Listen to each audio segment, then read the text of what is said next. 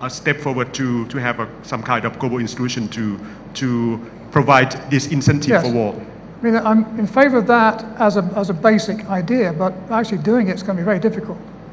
I mean, who actually is on that committee that decides on what, who does what, and so on? The United Nations is an example of a really great idea which doesn't work so well because it's getting too numerous. I mean, it's very difficult to actually run some of these basically good ideas in practice.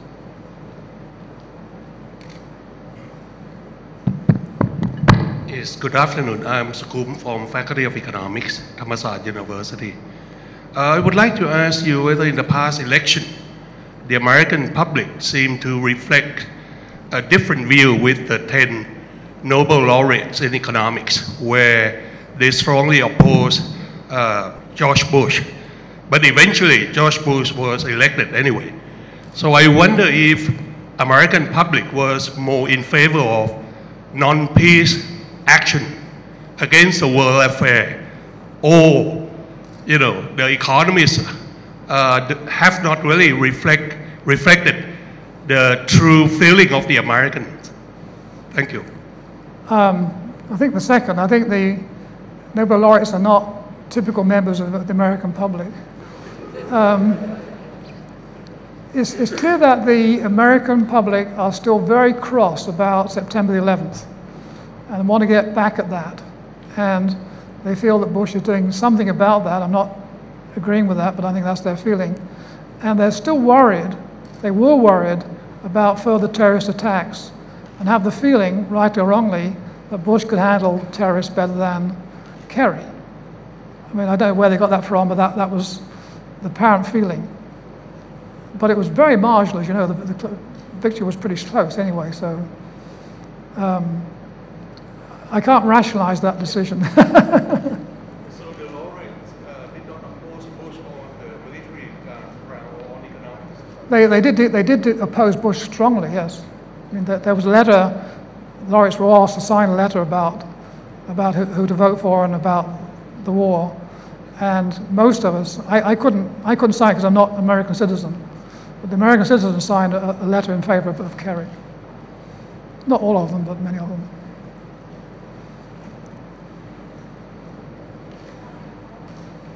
Do we have any more questions? Thank you. Hi, Professor. My name is Sopon Techasiwalai. I'm just a freelance writer. I have one question about economics.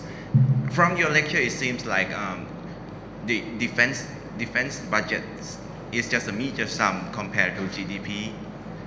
But during the past 20 years, the supply side economists always use the defense budget or the cost of war as a justify for the government deficit, especially in the US.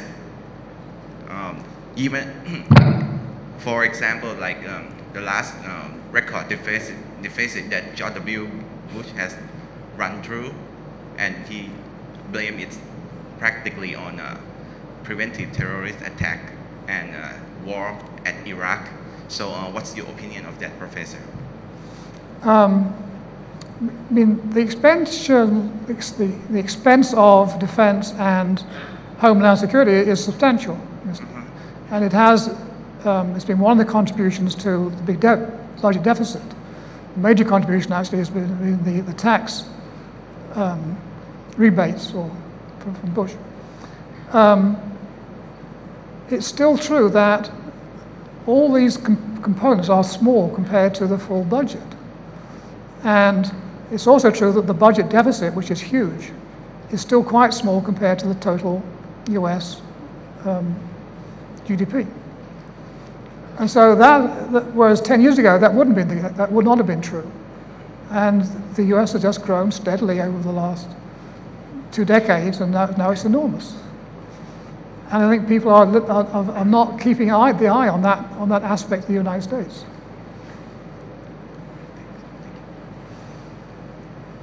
Yes, do we have any more questions? Thank you. Good afternoon, Professor Granger. Good to see you here today. I'm Dr. Paul, graduate school, Bangkok University.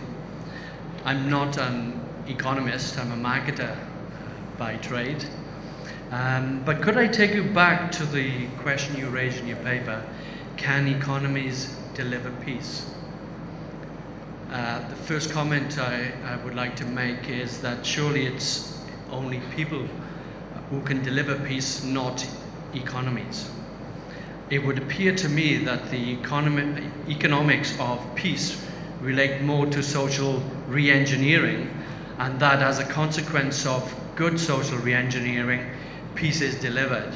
So my question to you is this: what economic principles would you suggest are useful to consider in order to attempt to reassure a country like Thailand that social re-engineering will eventually create peace?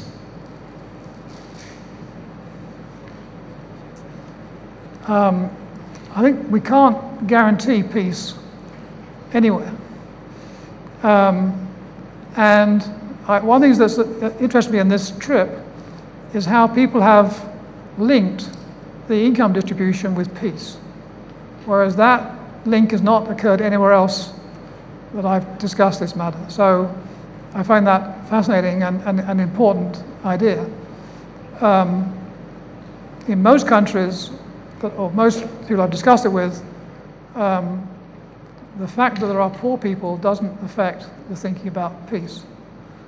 I'm very sympathetic to the lower part of the income distribution, but I think that the decisions about going to war, I'm not sure I want to say this quite right, but let's say it this way, are not much affected by the poor people. It's affected by the politicians, who are then themselves possibly affected by a few people who make very big profits from war. I'm talking more about the United States than anywhere else. I think that's not so true in other places, but possibly it is. And so what I was thinking about in that quote you made, of somehow breaking that link between making war profitable to a small group of the population and wars occurring. I think we've got to get that link broken. It's certainly there in the United States, but I'm not sure we can prove it, but it's certainly there.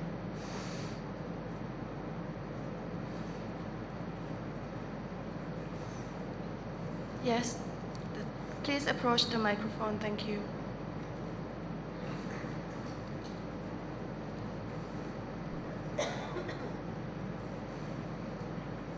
Another Farang.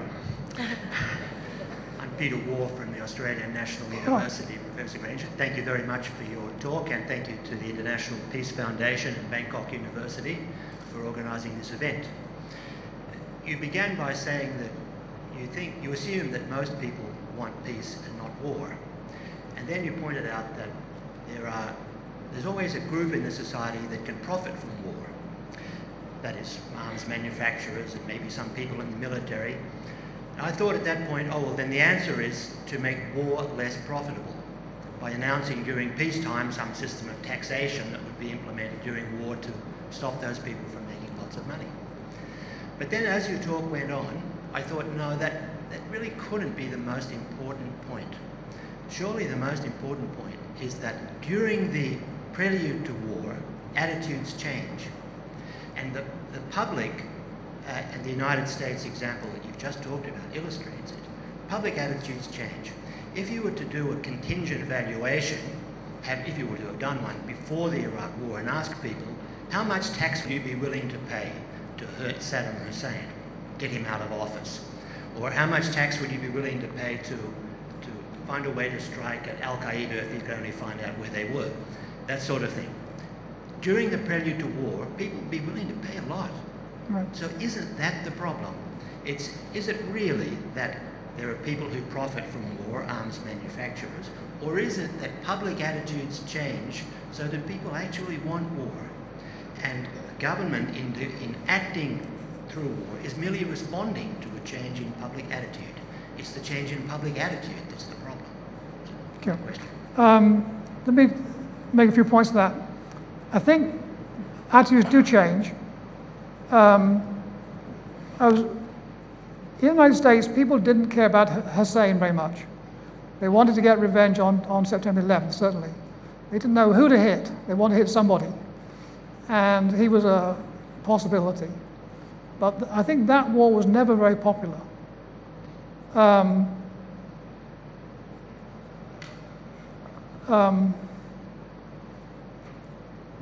So what was your last point? I had a response to that. Yes.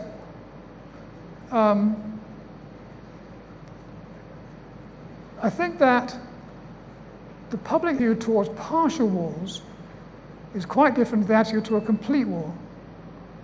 I mean, in 1939, the public would certainly have gone to war. I mean, no question about it. They were very definite about the Second World War being a correct one, not necessarily the timing, but doing it. I doubt whether the same thing was true of the First World War. I wasn't there then, but I doubt whether that was such a clear-cut war. Clearly, after Pearl Harbor, the Americans would have dearly loved to have gone to war with Japan. I mean, that was never a question. So the question is not, it depends on the war, depends on the situation. I think you're right that attitudes do change just up to the war as opposed to some way before it. But it does depend on the type of war you're talking about and how distant it is from a home base. It's much easier to vote for a war in Afghanistan, which you know is going to have no effect on almost anybody you know, unless they happen to be a sergeant in the army. That is for a war which is going to affect everybody immediately. And so we have to phrase these questions very carefully on this contingent evaluation, I suspect. Is that?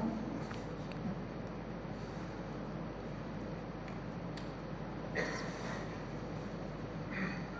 my name's Alan Oliver. I'm with the World Buddhist University.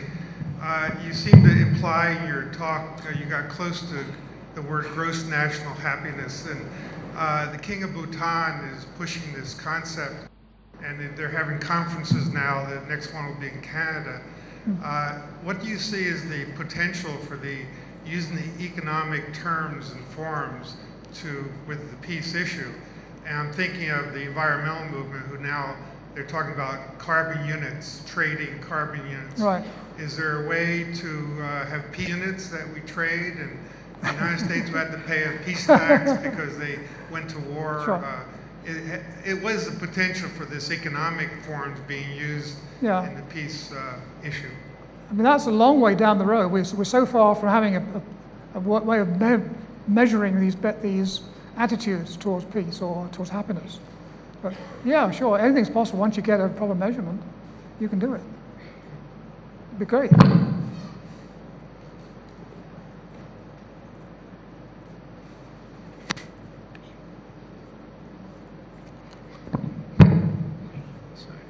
I'm Sachala Naranang from the International School of Bangkok. I'd like to ask a general topic which is, I think is very relevant to the question, do economies deliver peace or prevent war, but has not been directly addressed in your lecture. Sometimes economic sanctions are characterized as a tool for preventing war, as in the case of Iraq. How would this fit into your model? And would economic sanctions be a feasible or justifiable tool for preserving peace? Good question. I never thought about it. Sanctions that worked could have a good, be interesting procedure for doing it. I don't know of any sanctions that have worked properly yet. They've always leaked a bit. But yeah, I think sanctions are one of the many tools we could use. But I have never thought about the question, so I have no answer. Thank you for the question. So how would you characterize sanctions that did work properly? I don't know of any that did work. I mean, they all seem to leak. The countries that were being sanctioned always kept on going fine. managed to bribe enough people to deliver the oil or something, whatever they were being sanctioned about. I mean, Iraq was fine, South Africa was fine for a period, whatever. The sanctions don't seem to be worked well enough. Thank you. Yes, we have some more questions here.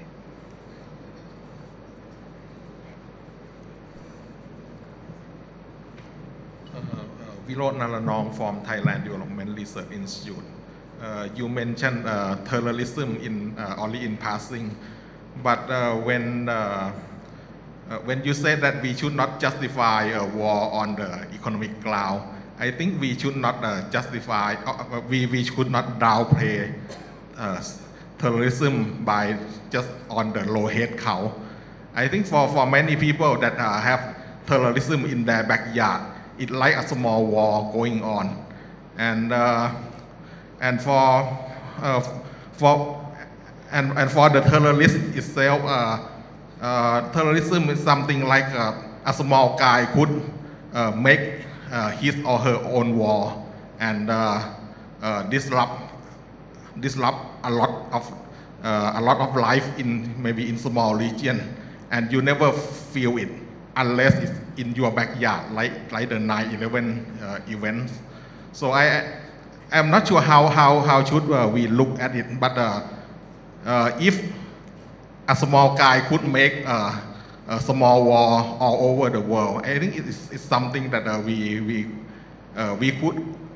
should not ignore. It might have little effect on the economy as a whole, on the whole economy, but it could have a very big effect in a small region like in the south of Thailand right now, and also maybe in certain area. Sure. No, I mean, I'm not saying terrorism is not very important. Terrorism is extremely important. My categorization of wars was just too crude.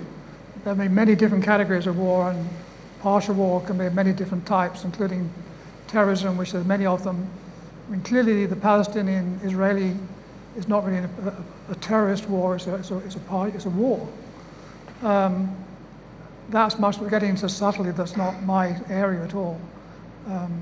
Absolutely, I think that anything involving loss of life and loss of property is important. Just like in 40 minutes you can't deal with everything. Thank you.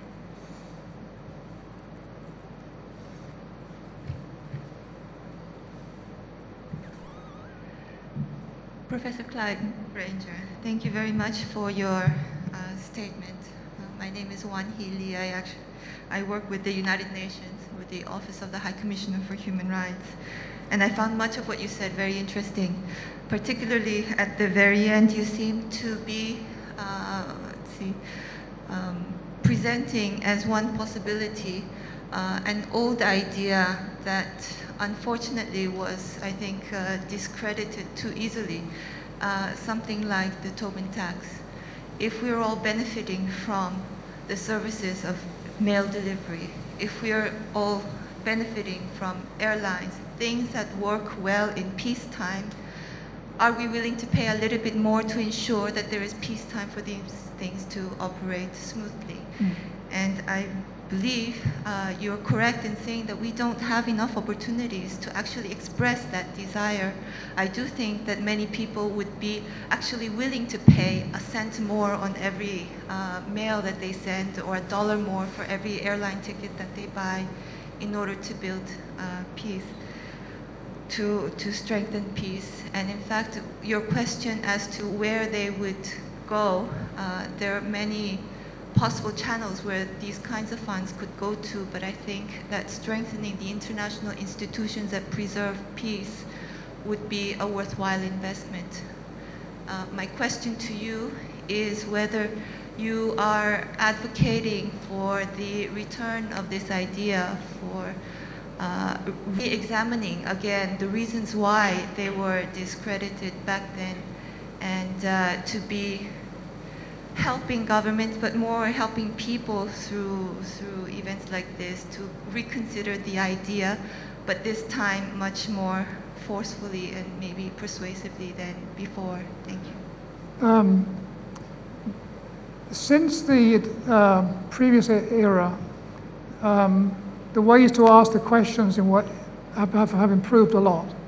And I think that there's now been a lot of evaluation of these methods, and they seem to work a lot better now they've learned how to do it properly. And so they now have better standing than they did, say, 5 years ago. And so I'm hoping that that's one reason that they may be accepted now and not earlier. I have the feeling at the moment that you'll sell it easier if the tax money went just to the nation that is raising the taxes, not for international things. But part of it could certainly go to international things. That has to be debated entirely by the people involved, though. I mean, I don't know enough about what's the appropriate way to spend that money, if there is any money. But that's something that would be fun to talk about. One more question. Professor. Thank you. Hello. Professor, you covered some historical aspects in your lecture, but if you go further back in history, starting with the Roman Empire and especially through the Middle Ages, one could argue that basic economic systems were built on going to war. Free market economy and later the socialist economic systems. Would it be possible, my question is, would it be possible to create a fundamentally different new economic system that was a peace economy? Maybe it's the basic economic systems from the past that are flawed, that are structured towards war, basically, or danger of some sort.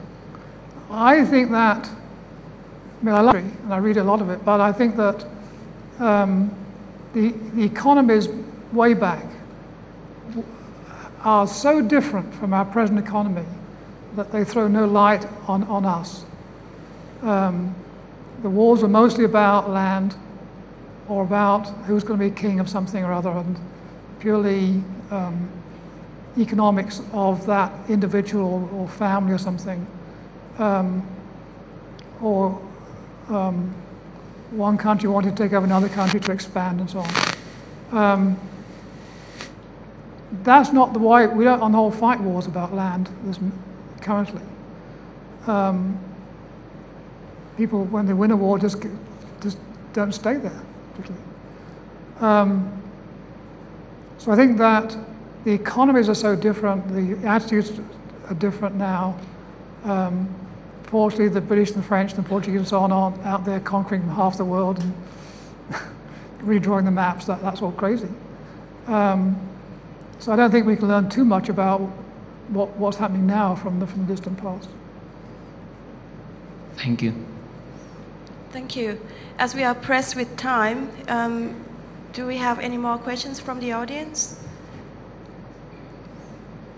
If not, I would like to thank all the participants for their time today. And lastly, I would also like to invite Dr. Thanu Gulachon to be on stage again, please, to present the token of appreciation to our Professor Clive Granger.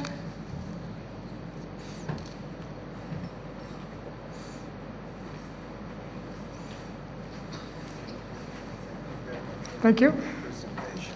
Thank you.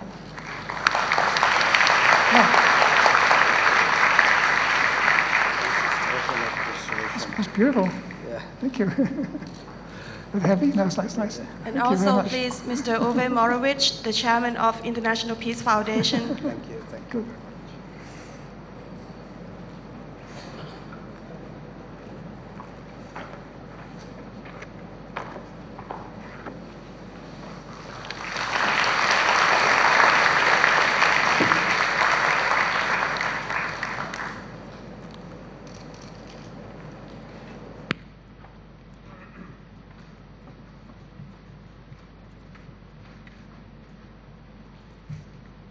Once again, on behalf of Bangkok University, we would like to extend our sincere thanks to all the participants who have spent this afternoon with us. Have a safe journey home. Thank you.